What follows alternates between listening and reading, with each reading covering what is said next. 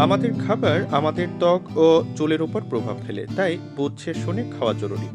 যে কোনো খাবার খাওয়ার আগে তার উপকারিতা ও অপকারিতা সম্পর্কেও জেনে রাখা ভালো। কিছু খাবার যেমন আমাদের চুল সুন্দর ও উজ্জ্বল করে, তেমনি কিছু খাবার আবার চুলের জন্য হতে পারে ক্ষতির কারণ। তাই আগে থেকে জানা থাকলে চুলের জন্য ক্ষতিকর খাবারগুলো এড়িয়ে চলা সহজ হবে। চলুন জেনে নেওয়া যাক।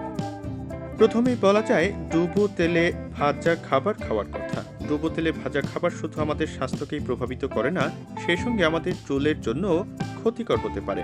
French fry, chips, pakora, samosa, singara, puri ইত্যাদি খাবারে তেলের পরিমাণ বেশি থাকে। তা সহজেই আমাদের মাথার ত্বককে চর্বিযুক্ত করে তুলতে পারে। এর ফলে স্কাল্পের ছিদ্র আটকে যেতে পারে। এইভাবে চুল সংক্রান্ত বেশ কিছু সমস্যা হতে পারে। এবার চিনিযুক্ত খাবারের কথা বলি। আরেকটা জিনিস যা আপনাকে খাদ্য তালিকা থেকে বাদ দিতেই হবে তা হলো চিনিযুক্ত খাবার।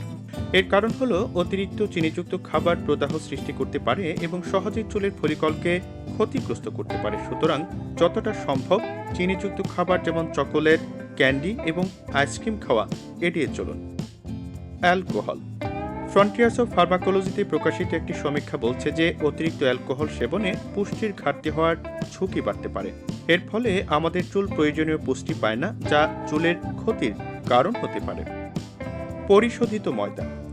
পরিশোধিত ময়দায় উচ্চ গ্লাইসেমিক ইন্ডেক্স থাকে এবং এটি ইনসুলিনের মাত্রা বৃদ্ধির কারণ হতে পারে। এটি আমাদের চুলের স্বাস্থ্যের উপর বিরূপ প্রভাব ফেলতে পারে এবং চুল পড়া এবং অন্যান্য সমস্যার কারণ হতে পারে।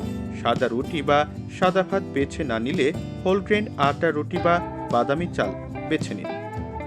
সবশেষে বলবো কার্বোনেটেড পানীয়র কথা। আপনি যদি কার্বোনেটেড পানীয় পছন্দ করেন তবে তা দ্রুত খাওয়া বাদ দিন। নিউট্রিয়েন্টস জার্নালে প্রকাশিত একটি সমীক্ষায় দেখা গেছে যে কার্বোনেটেড পানীয় পান করলে চুল পড়ার ঝুঁকি বাড়তে পারে।